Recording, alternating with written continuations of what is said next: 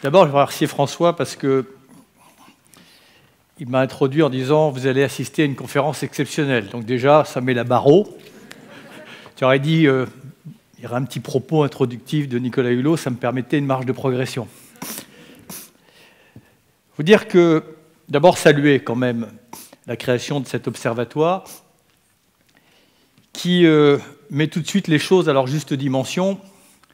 Pour ceux qui n'auraient pas encore compris, il y a quelques esprits rétifs qu'il ne s'agit plus simplement d'une crise environnementale, mais nous sommes bien au cœur d'une crise humanitaire.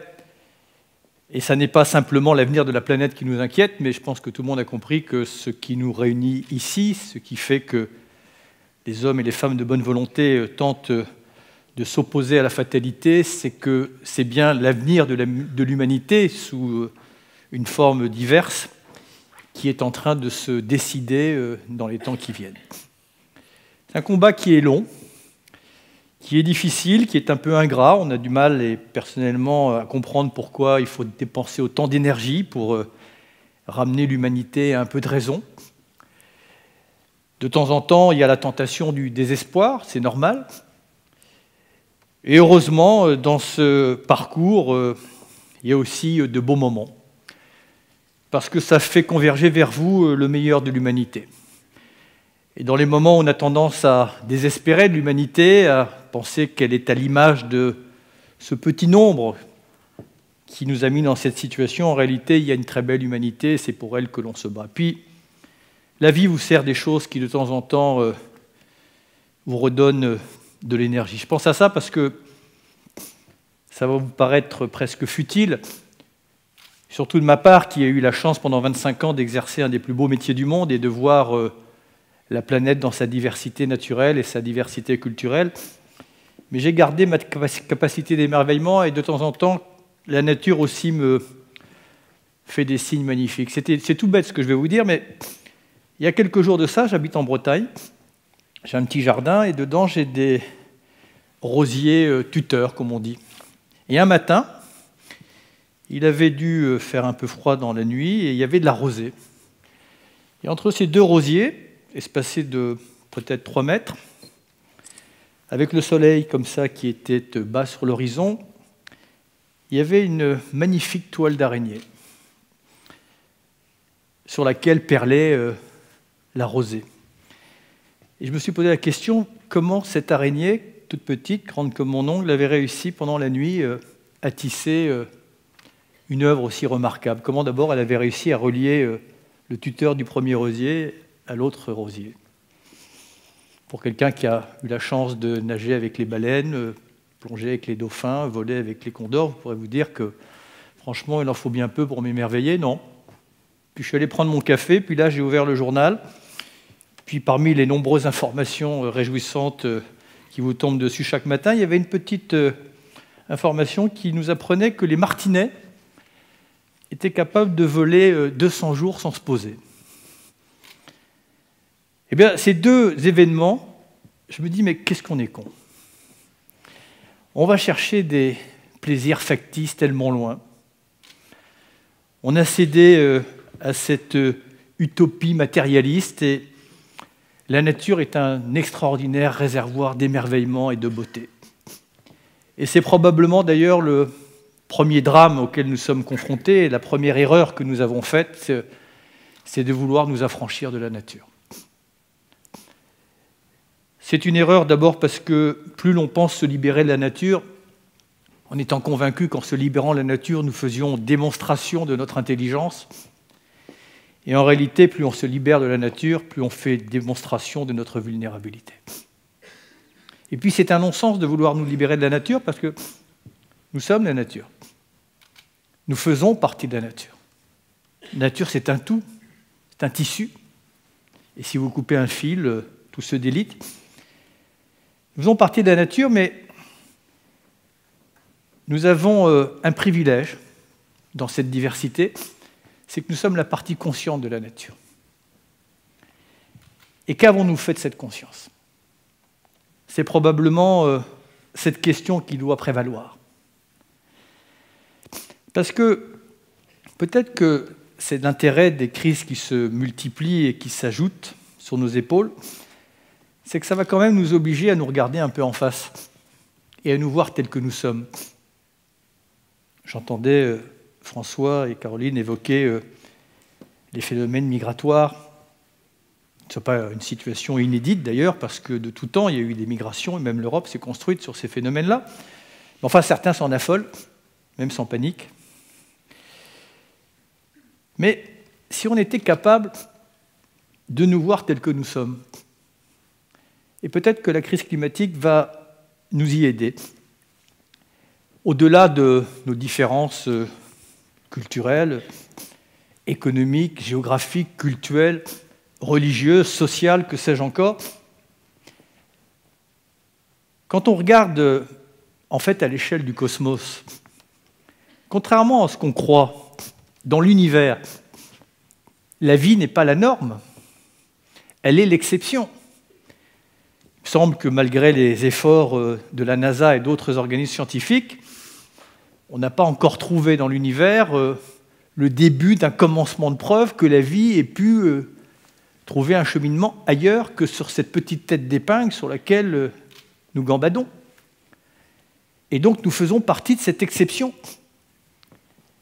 Et c'est vraiment quelque chose qui devrait, je dirais, nous imprégner, nous habiter, de sentir que nous faisons partie de ce miracle sans faire de prosélytisme. Parce qu'un copain mathématicien, un jour me disait, tu sais, la combinaison de facteurs qu'il a fallu pour que, et qu'il faut encore, pour que la vie ait pu trouver son chemin sur Terre, elle est aussi improbable que si je prenais, je ne sais pas, une boîte de, comment on appelle ce jeu où on fait les lettres, le Scrabble, merci, je la renverse, et l'article 1 des droits de l'homme, de la Déclaration des droits de l'homme, s'inscrivent comme par magie. Il me disait, c'est aussi improbable. Il aurait suffi que la Terre soit un tout petit peu plus près du Soleil ou un tout petit peu plus éloignée, ou que sa composition atmosphérique soit légèrement changée, et la vie n'aurait pas pu prospérer. D'ailleurs, à quoi tient la vie sur Terre? Avons-nous conscience que nous vivons sur ce qu'on appelle un seuil étroit de tolérance? En fait, si vous regardez au-dessus de votre tête, si tant est que nous soyons à l'extérieur, la vie, elle tient à la fois à une toute petite pellicule qu'on a au-dessus de notre tête, de quelques kilomètres d'épaisseur, l'atmosphère, et puis il y a une toute petite couche que nous avons sous les pieds que l'on appelle l'humus. Vous enlevez ça, en tout cas pour ce qui nous concerne, c'est terminé. Et ça devrait évidemment nous mettre dans une attitude, je dirais, au minimum d'humilité et au moins d'émerveillement. Et c'est bien tout le drame de notre époque, mais c'est bien de s'en rendre compte pour mieux pouvoir en changer, c'est que je pense que la crise la plus profonde que nous traversons, ce n'est pas simplement la crise climatique, même si c'est la mère de toutes les crises, parce qu'elle conditionne toutes ou aggrave toutes les autres crises, mais c'est une profonde crise de civilisation, une crise culturelle. Cette crise culturelle parce que, probablement un peu aveuglée, déboussolée, malmenée par le succès de la technologie, d'abord de la science, puis de son application technologique, l'homme a cru, et nous avons cru justement, pouvoir nous détacher de la nature. Et au-delà de cette espèce de prétention ou de vanité, c'est une erreur parce qu'une fois encore, nous faisons partie d'un tout et que la clé pour décider de ce que nous allons faire de l'avenir tient dans un mot, c'est diversité. Nous avons besoin de la diversité naturelle comme nous avons besoin de la diversité culturelle. Et nous sommes en train, à grand renfort d'efficacité, de transformer cette diversité qui s'est épanouie au fil des siècles en une espèce de tragique uniformité. Mais la deuxième clé, si nous voulons sortir par le haut de ce carrefour de crise dans lequel nous sommes, elle tient en un deuxième mot. Et c'est sur ce mot que je souhaite m'attarder un tout petit peu ce soir.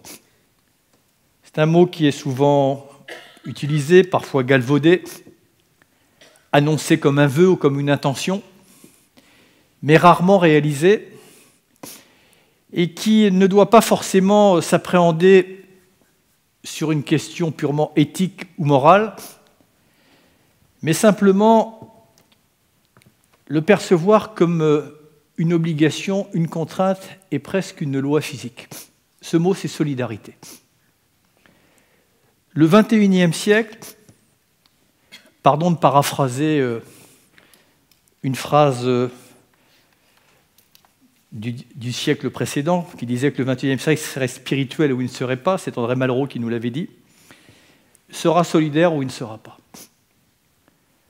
Alors pourquoi il sera solidaire ou il ne sera pas? D'abord, dans la solidarité, il faut la voir dans toutes ses dimensions. Il y a la solidarité dans l'espace, j'y reviendrai. Il y a la solidarité dans le temps parce que pour la première fois, nous sommes en train de nous désolidariser du futur. Nous sommes en train de sacrifier l'avenir au présent. Et puis il y a la solidarité avec l'ensemble du vivant, qui est aussi une dimension que nous prenons de moins en moins en compte. Hier d'ailleurs, c'est amusant, j'étais au Maroc pour préparer la COP22 et je discutais avec la présidente d'honneur d'ATTAC, Suzanne Georges, et on parlait de ça justement, de l'homme qui est devenu, comme tu le disais François, une force géologique. Et quand on imagine que la Terre a 4,5 milliards d'années, et pour essayer d'y voir un peu plus clair, imaginons que la Terre n'est qu'1 an. Eh bien, l'homme serait arrivé le 31 décembre à minuit moins 10 secondes. Ben dites donc, en 10 secondes, on a fait du boulot. Hein. Alors, je ne sais pas si on doit s'en vanter ou s'en inquiéter, mais enfin, nous avons compromis tout ce qui nous a précédé en l'espace d'une dizaine de secondes. On ne l'a pas fait intentionnellement. Et d'ailleurs, c'est ça qui est très curieux, c'est que nous ne sommes pas victimes de notre faiblesse, on est victime de notre puissance, de notre aveuglement. La crise, en fait, commune à toutes les crises, c'est une crise de l'excès. Notre incapacité à nous fixer des limites. Et si on ne se fixe pas de limites, ça veut dire que les lois humaines s'affranchissent des lois de la nature.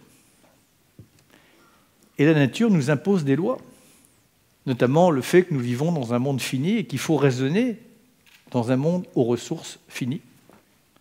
C'est d'ailleurs probablement une autre erreur que nous avons fait chemin faisant, c'est que nous nous sommes d'abord désynchronisés avec la nature. Et puis, la deuxième erreur, c'est involontaire, mais victime encore une fois du succès de notre intelligence. Le deuxième désynchronisme, c'est la conscience et la science qui se sont désynchronisées. C'est Rabelais qui disait « Science sans conscience n'est que ruine de l'âme ». Et moi, je paraphrase en disant « Science sans conscience sera la ruine de l'homme ». Ça veut dire que si nous ne remettons pas la conscience en amont de la science pour nous interroger en permanence sur la finalité, sur l'utilité, sur la notion du progrès, sur le sens des choses, eh bien, nous ne ferons que reculer l'échéance. Parce que ça n'est pas de plus de science, ça n'est pas de plus de connaissances, ça n'est pas de plus d'argent dont nous avons besoin. Ce dont nous avons plus besoin, c'est d'un supplément de sagesse. C'est une vision, c'est de sens, c'est de savoir ce qui participe au progrès et à l'épanouissement humain ou ce qui n'y participe pas, ou au contraire, ce qui participe à son délitement. La solidarité, quand je disais que c'était la seule issue possible du XXIe siècle, pourquoi est-ce que c'est une obligation et pas simplement un droit moral? Parce que vous avez observé comme moi, en tout cas, on a essayé de l'observer parce que ça s'est fait dans un espace-temps tellement rapide, que le monde s'est mondialisé, globalisé, je ne sais pas quelle expression employer. En tout cas, la mondialisation est apparue soudainement comme le faux espoir du monde. Nous allions nous réunir, nous découvrir. Et sous le joug notamment de la connexion, et notamment avec Internet, la télévision, la radio, l'efficacité de la mobilité, oui, le monde s'est connecté. Et ce faux espoir, c'était de se dire, en se connectant, nous allions nous relier. Pour l'instant, on ne peut pas dire franchement qu'on s'est beaucoup relié.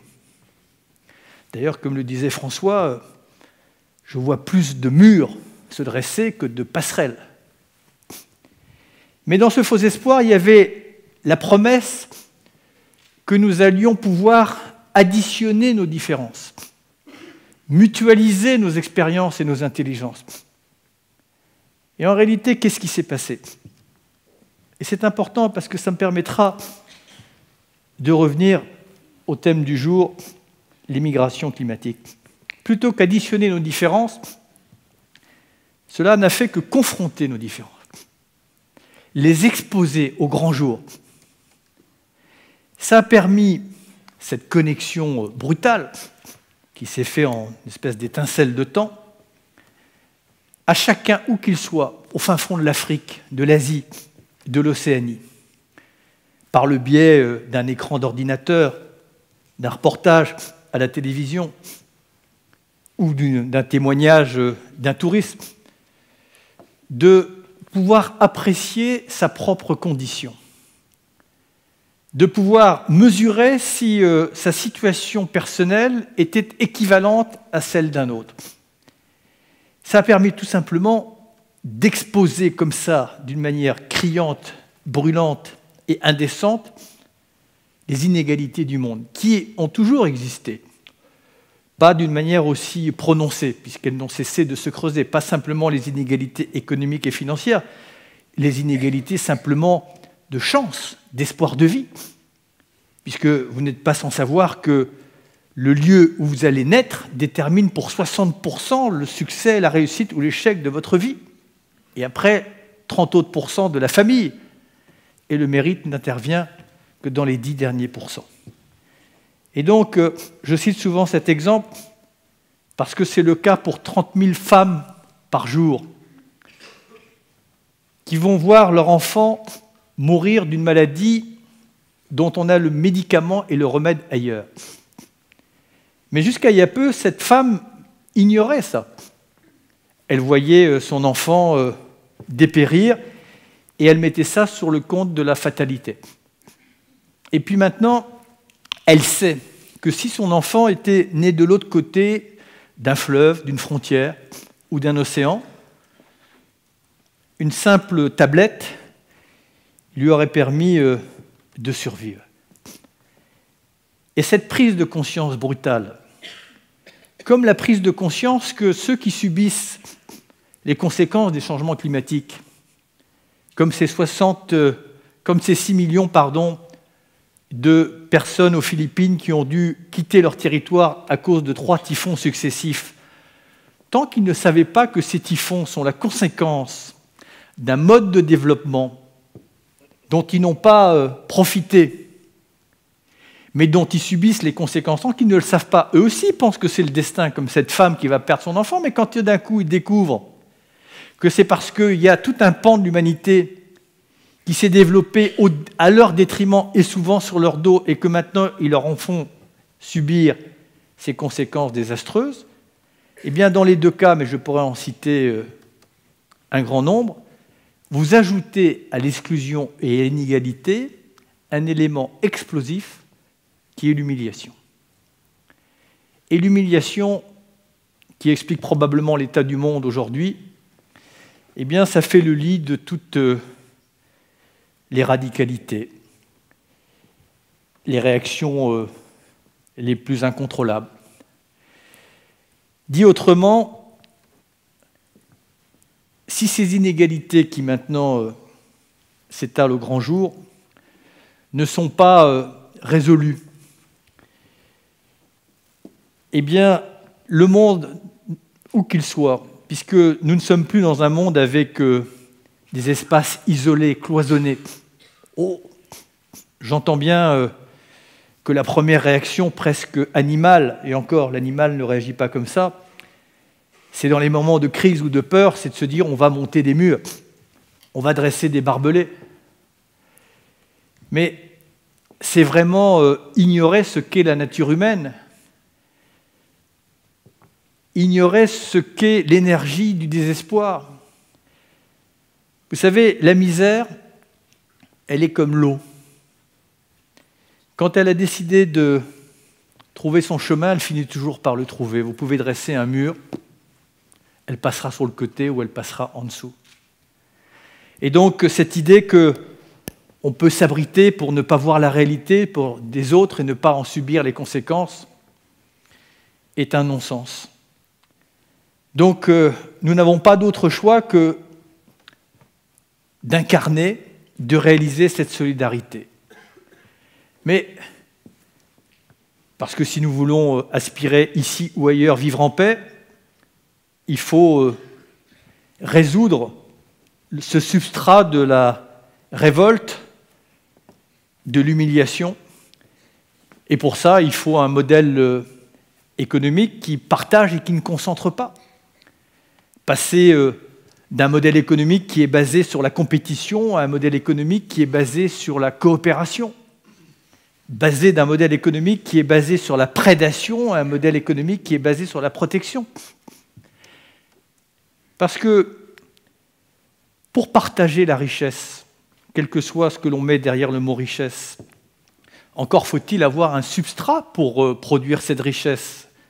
Et on a oublié que notre modèle économique, il s'est constitué au fil du temps sur l'exploitation des ressources naturelles et des matières premières. Et c'est là où la crise économique, la crise écologique et la crise climatique se rejoignent. Si vous ne préservez pas nos ressources naturelles, si nous allons épuiser nos ressources comme nous sommes en train de le faire, parce que si nous continuons le modèle de production et de consommation tel qu'il s'est érigé d'une manière quasi universelle, toutes les statistiques et tous les modèles nous montrent qu'en cours de siècle, 90% des matières premières sur lesquelles repose notre économie ou nos industries viendront à épuisement. Et donc nous serons passés d'une période soi-disant d'abondance à une période de rareté, et l'étape d'après, c'est la pénurie. Et comme déjà, vous aurez observé qu'en période d'opulence, on a du mal à faire la paix, en période de pénurie, inutile de vous dire qu'il n'y aura pas de dénouement heureux. Tout ça pour vous dire que nous sommes à un moment très particulier, dont on peut à la fois s'effrayer et à la fois se réjouir. Vous savez, souvent, quand je rencontre comme ça, ou des journalistes, ou même des gens qui m'interpellent dans la rue, ils me disent « Alors, vous restez optimiste ?» Alors en général, je regarde ma montre, je dis « Ça dépend à quelle heure. Ça dépend qui j'ai rencontré, ça dépend qui j'ai croisé, ça dépend quelle connerie j'ai entendue à la radio ou pas. » Mais souvent, je reste évidemment optimiste parce que je rencontre des belles personnes qui me redonnent confiance dans l'humanité, dans sa créativité, dans sa générosité. Mais je trouve quand même que le temps, évidemment, est assez long. Et puis, de toute façon, l'optimisme et le pessimisme, je dirais que c'est trop tard. D'abord, comme disait un humoriste français, l'optimiste est un imbécile heureux et le pessimiste est un imbécile triste. Et comme le disait François, si nous sommes rentrés dans l'ère de l'Anthropocène, c'est-à-dire que, et les géologues visiblement ont validé ça, ça veut dire qu'on est rentré dans l'ère de l'humanité. L'homme est devenu son propre facteur déterminant. Donc là aussi, il y a deux lectures. Et deux lectures qui sont bien, comment dire, illustrées par deux propos de deux philosophes. Le premier, c'est Foucault, il disait « Je déplore que le sort de l'humanité soit dans d'aussi mauvaises mains que les siennes. » On verra s'il a raison ou il a tort. Et le deuxième, c'est Bergson qui disait « L'avenir de l'humanité est incertain parce qu'il dépend d'elle. » Moi, je vais prendre le côté plutôt optimiste. Ce qui est important là-dedans, c'est que si ça dépend de nous, si nous sommes rentrés dans l'ère de l'humanité, c'est que nous avons encore les rênes en main. Le jour qui sera tragique, et les changements climatiques, entre autres, peuvent nous y mener, c'est quand nous aurons perdu les commandes, c'est-à-dire quand nous serons rentrés dans l'irréversibilité des phénomènes. C'est tout l'enjeu de la bataille climatique, puisque la fenêtre est très courte. Et donc on est sur ce seuil critique où on peut basculer dans cette irréversibilité avec les conséquences, ou au contraire, on peut faire un saut qualitatif. Mais la situation se résume bien par la phrase sanction d'Edgar Morin. Il dit, notre époque, nous sommes, nous les hommes, technologiquement triomphants et culturellement défaillants. Et dans un genre identique, pour bien cerner le paradoxe dans lequel nous sommes, Einstein disait « Notre époque se caractérise par la profusion des moyens et la confusion des intentions ». Et donc, ça nous ramène au choix que nous avons. Quand je disais tout à l'heure que nous n'avons pas besoin forcément de plus de technologie, on sera content d'avoir des sauts technologiques, notamment pour stocker mieux et plus efficacement les énergies renouvelables. On aura besoin de sauts technologiques peut-être pour redonner à la mobilité la flexibilité qu'on avait jusqu'à aujourd'hui sans en avoir les conséquences sanitaires. Mais enfin, on en sait déjà suffisamment pour pourvoir les besoins énergétiques élémentaires de toute la planète avec une forme de frugalité. Est-ce que tout cela est soumis à un problème purement financier? Parce que souvent, j'entends dire c'est marrant, pour lancer la transition énergétique, pour assouvir les besoins élémentaires d'éducation, d'accès aux soins, de développement de la planète, ce sont des centaines de milliards de dollars ou d'euros qu'il faut. Ça se chiffre en général dans cet ordre de grandeur. Mais là aussi, tout dépend de ce que sont nos priorités. Je vous prends un simple exemple. Moi, je me suis battu pendant quelques années avec d'autres pour que les pays de l'OCDE honorent une promesse qu'ils ont faite à Copenhague aux pays les plus vulnérables, en proie et victimes des changements climatiques, de les aider au minimum de 100 milliards de dollars par an pour les aider à faire face au changement climatique. Au passage, selon les Nations Unies, si l'on voulait atténuer et sécher les larmes du monde, si on arrivait à capter 1 000 milliards de dollars par an et les répartir directement à des projets, on n'aurait d'ailleurs plus besoin de faire la guerre puisqu'on aurait soustrait les causes fondamentales. Mais on bute à trouver cet argent. Et d'ailleurs, on s'entête à promettre de l'argent qu'on n'a pas identifié. Et souvent, simplement, l'argent que l'on promet, c'est de l'argent que l'on déplace. C'est-à-dire qu'on dit qu'on va l'affecter au climat, mais on va le soustraire à la coopération ou à des enveloppes qui avaient déjà été allouées. Mais je prends un exemple. Chaque année, les États du monde allouent aux énergies fossiles, qui, vous l'avez compris, ne sont plus la solution et notamment participent largement au changement climatique, sous forme de subventions ou d'exonérations, 500 milliards de dollars. 500 milliards de dollars.